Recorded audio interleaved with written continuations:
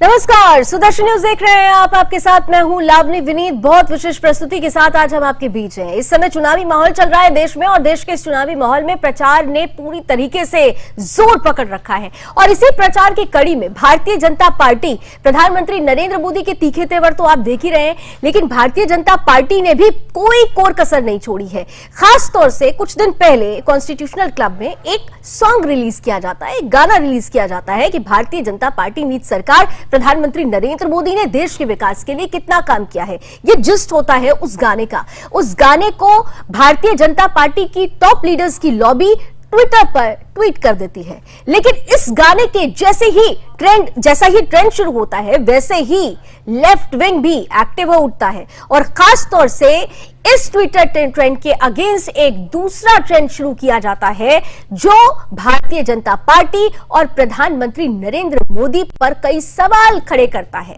ये Twitter war तो सामने आती है, लेकिन इन सब के बीच में सवाल बड़ा ये होता है कि जब कोई पार्टी विकास पर वोट मांगती है, जब कोई पार्टी सनातन और राम भक्ति की बात करती है, तो ऐसी पार्टियों पर क्यों ऐसे कटाक्ष किए जाते हैं जैसा कि विपक्षी पार्टियों ने ट्विटर ट्रेंड शुरू किया। हम उन ट्विटर ट्रेंड और ट्विटर वॉर की तस्वीरें आपके सामने रखें, उससे पहले आइए जिस गाने पर इतना विवाद शुरू हुआ है उस गाने को जरा ध्यान से सुन लेते हैं।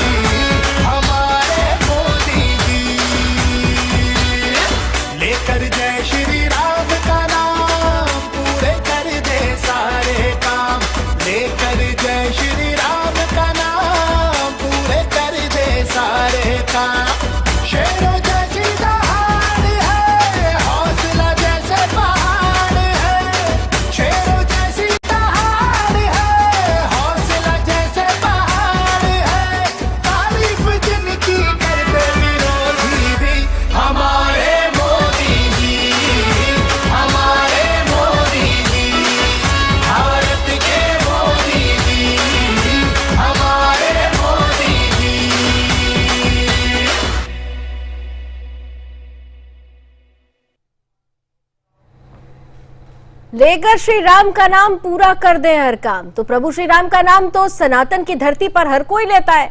प्रधानमंत्री नरेंद्र मोदी ने जो काम किए इस गाने में उसी की धार देखने को मिली, वही परिदृश्य देखने को मिला, वही स्थिति देखने को मिली। बावजूद इसके लेफ्ट विंग लॉबी पूरी तरह से एक्टिव होती है।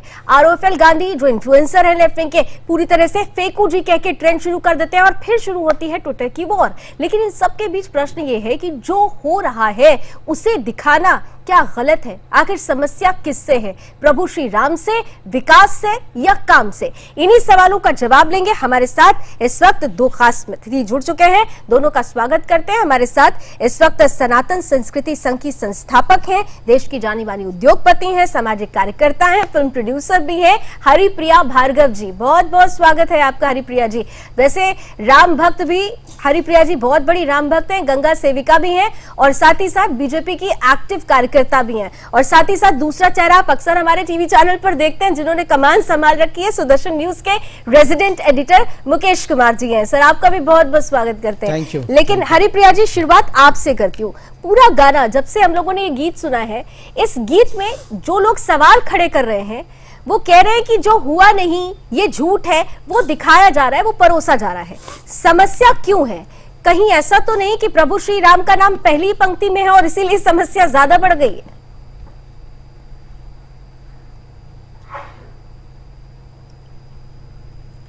हरिप्रिया जी की हरिप्रिया जी आप प्लीज अनम्यूट कर लीजिए। हाँ जी बोलिए बोलिए हरिप्रिया जी। नहीं हरिप्रिया जी, आई एम सो सॉरी, आपकी आवाज नहीं आ रही है हम तक।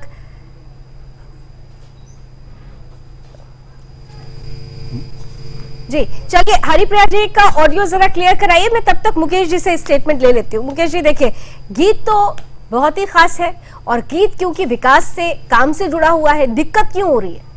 मुझे लग रहा है लावनी, दिक्कत ये जो है ना, इस गीत से नहीं है बल्कि मोदी से दिक्कत है।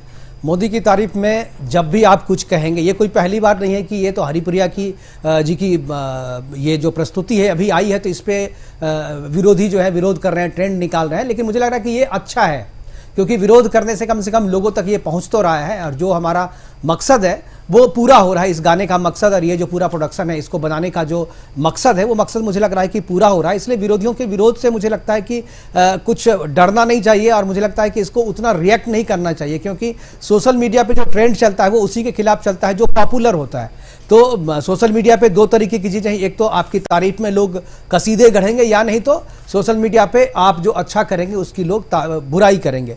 और ये जो लोग हैं जो सोशल मीडिया पे ट्रेंड चला रहे हैं, इनके इस गाने के खिलाफ जो ट्रेंड चला रहे हैं, ये हमेशा से मोदी विरोधी ट्रेंड चलाने के लिए चिन्हित हैं।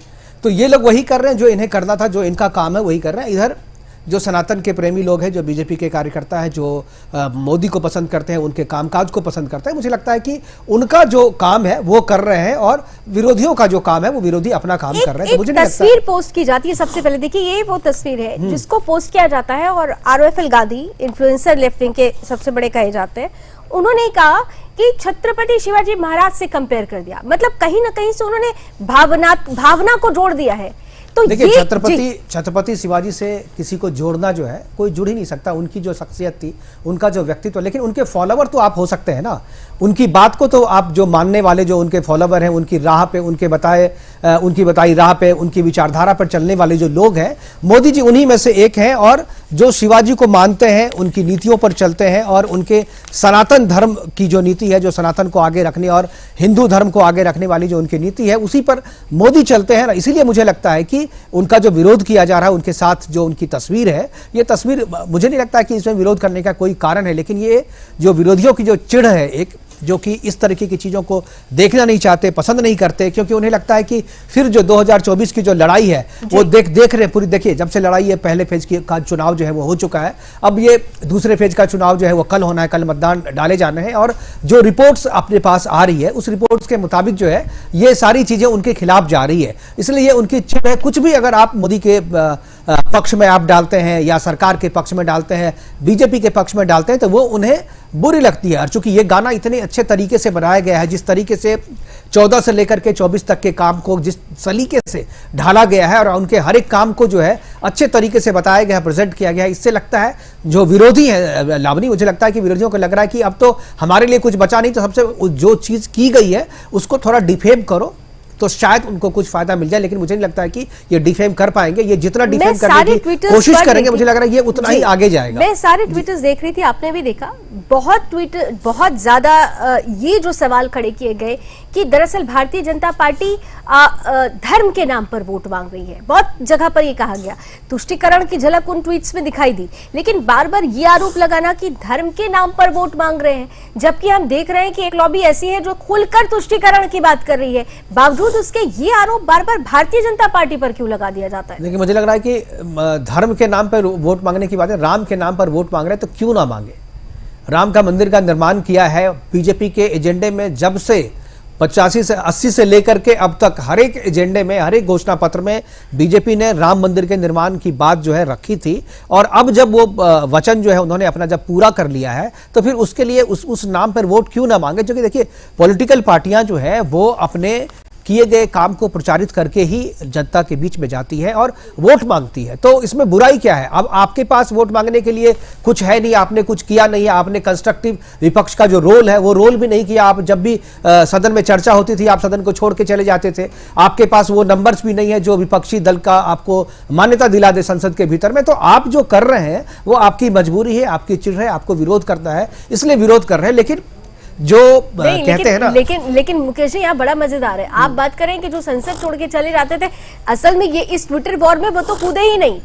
एक इंडिया ब्लॉक गठबंधन तो बन गया है, लेकिन इस ट्विटर वॉर में उस पक्ष का कोई नजर नहीं आता। कांग्रेस ने या कांग्रेस के किसी इन्फ्लुएंसर ने या किसी भी छोटे नेता या कार्यकर्ता ने इस ट्विटर वॉर में एंट्री की ही नहीं। ये सारा का सारा गलतफहमी है, आपको गलतफहमी है। ये जितने भी लोग हैं, जो राफेल जैसे लोग हैं, ये सब जो है वो पर्दे के पीछे से कांग्रेस के ही लोग हैं। और आप देखिए, कहते हैं ना कि कांग्रेस पे अब कांग्रेस की विचारधारा वो नहीं रही जो स्वतंत्रता संघर्ष के दौरान कांग्रेस की विचारधारा थी। कांग्रेस की विचारधारा पे अब पूरी तरीके से अर्बन नक्सल का कब्जा हो चुका है। आप देखिए, राहुल गांधी जो है वो चीन की कम्युनिस्ट पार्टी के साथ जाकर के MOU साइन करते हैं। वो क्या बताता है, यानी कांग्रेस पे पूरी तरीके से जो अर्बन नक्सल है उसका कब्जा हो चुका है और वो कम्युनिस्ट सोच से कांग्रेस आगे बढ़ रही है। तो ये जो सारे लोग हैं, इन्फ्लुएंसर जो कह रहे हैं, जिसको आप, मैं उसे इन्फ्लुएंसर नहीं, मैं इसे एक्सपॉइलर कहता हूं। ये एक्सपॉइल करने के लिए आते हैं, कोई भी अच्छी चीज आए उसको एक्सपॉइल करो, किस तरीके से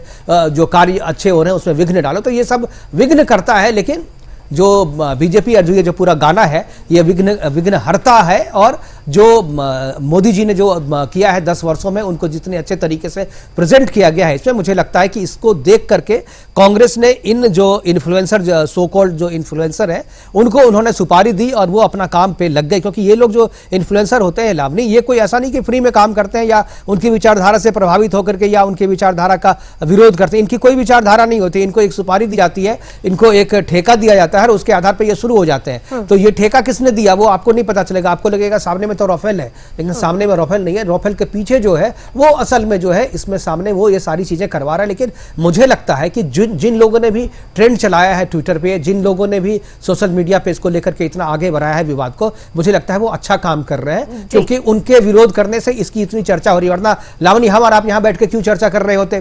6 मिनट का इतना अच्छा गाना है, लोग सुनते हैं, हम भी अपने मोबाइल पे सुन रहे थे, हम एक बार दिखा देते, अभी भी दिखाया हमने, लेकिन इसकी चर्चा क्यों हो रही है? क्योंकि इसका विरोध शुरू हो गया। तो मुझे लगता है कि उनको धन्यवाद करना चाहिए, उन विरोधियों को, उन सोशल मीडिया के जो इन्फ्लुएंसर जो ट्रेंड करा रहे हैं इसके विरोध में कुछ भी लिख रहे हैं, मुझे लग रहा है कि उनका धन्यवाद करना चाहिए। कम से कम आपने देखा तो, क्योंकि टारगेट तो आप ही को किया गया है। बिल्कुल। हरिप्रिया जी, अभी आप मुझे सुन पा रही हैं?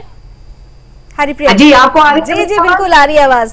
हरिप्रिया जी, सबसे महत्वपूर्ण ये है, देखिए आप अभी जुड़ी हैं, लेकिन मुकेश जी ने बड़ी अच्छी लाइन दी है। उन्होंने कहा कि इस पर नाराज होने की जरूरत नहीं है, कि विरोधी सामने आ गया और उन्होंने एक ट्विटर ट्रेंड चढ़ा दिया अगेंस्ट मोदी जी, बल्कि इस पर तो खुश होने की जरूरत है, उनको थैंक यू बोलना चाहिए कि उन्होंने कम से कम विरोध किया तो इस पर चर्चा शुरू हो गई। ये गीत जन जन तक और ज्यादा पहुंचने लगा। जिस जागरूकता की बात बार बार कही जा रही है कि उदासीन ना रहे वोटर, वो वोट देने निकले, वो साफ तौर पर अब इस गीत को सुनकर चर्चा कर रहा है।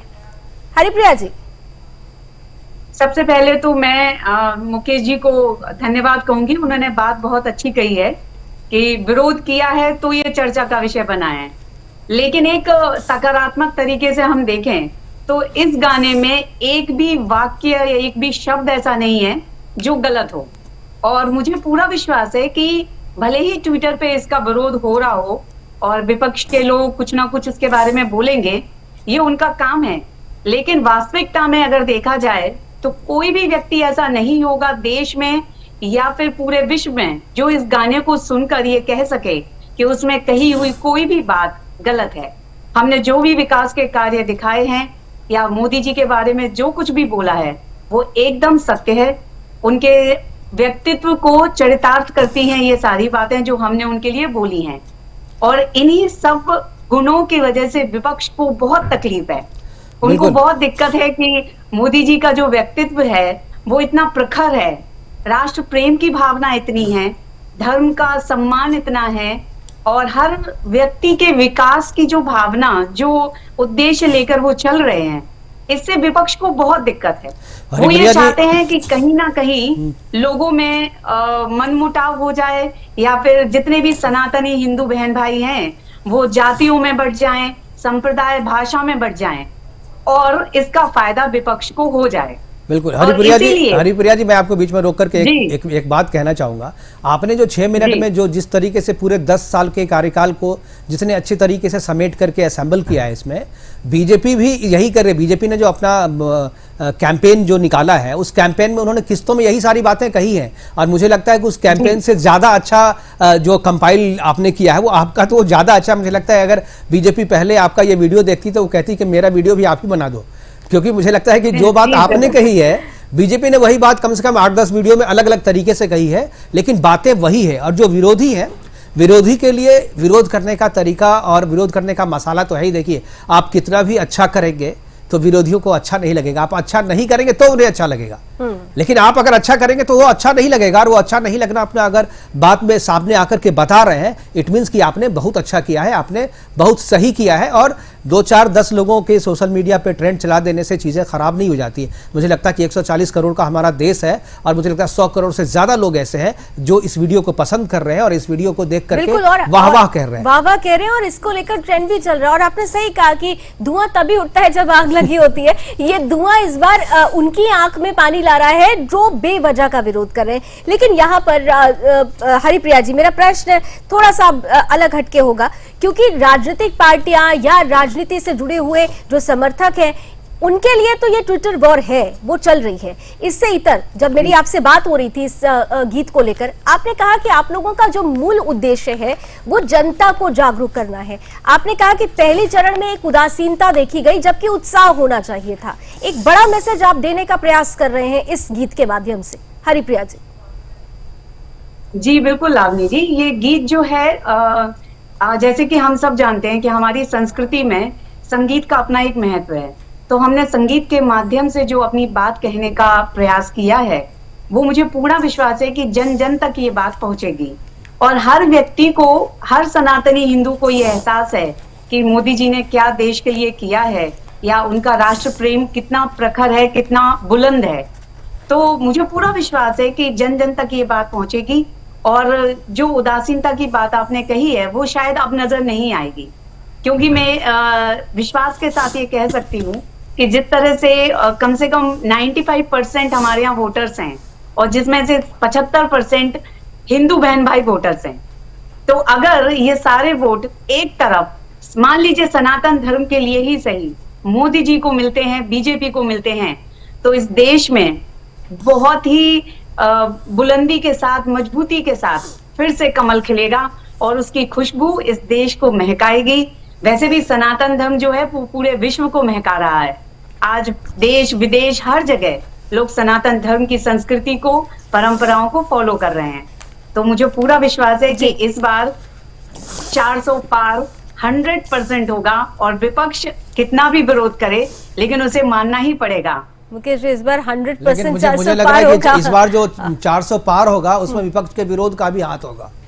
विपक्ष के विरोध के कारण भी 400 पार होगा, क्योंकि वो जो विरोध करते हैं तो लोग उनसे पूछता है ना, भाई आप विरोध का कारण क्या है, तर्क क्या है आपका, तो तर्क तो दे नहीं पाते। और जनता आजकल जो है ना बहुत होशियार है, बहुत ही समझदार हो गई है। वो जमाना चला गया कि आप नेता आए और कुछ भी उनको बताएं और वो उसी तरीके से कन्विंस हो जाए। आजकल जनता सवाल पूछती है। आप जाकर के मोदी के विरोध में अगर आप कुछ कहेंगे तो जनता आपसे सवाल पूछेगी, जनता आपसे सबूत भी मांगेगी, जनता आपसे कहेगी कि आप मुझे बताए नहीं, आप अपनी बात रख के जाए, किसे वोट देना है वो हम तय करेंगे, और किसी के बोलने से कोई वोट नहीं देता। इसलिए मुझे नहीं लगता है कि इसका विरोध करने से एक जरा भी कोई फर्क पड़ेगा। मुझे लगा इसका फायदा ही मिलेगा। फायदा होगा, बिल्कुल आपने ठीक कहा कि विरोध जैसे परसेप्शन एक तैयार किया जाता है, विरोधी एक परसेप्शन तैयार करने की कोशिश कर रहे हैं, जिसमें कहीं ना कहीं से कहा जा रहा है कि वो बातें बताने की कोशिश की जा रही है जो है ही नहीं, क्योंकि उनके पास तथ्य नहीं है। सत्ता पक्ष इस वक्त अगर बात करते हैं, भारतीय जनता पार्टी वो परसेप्शन देने की कोशिश कर रही है जो सत्य में है, जो ट्रांसपेरेंसी के साथ सच में है। लेकिन यहाँ पर दो महत्वपूर्ण बातें एक एक करके आप दोनों से जवाब लूंगी। सबसे पहले हरिप्रिया जी, आपके पास आते हुए कि विरोधी बार बार हर बार ये कहते हैं कि धर्म के नाम पर, जबकि ये वही विरोधी हैं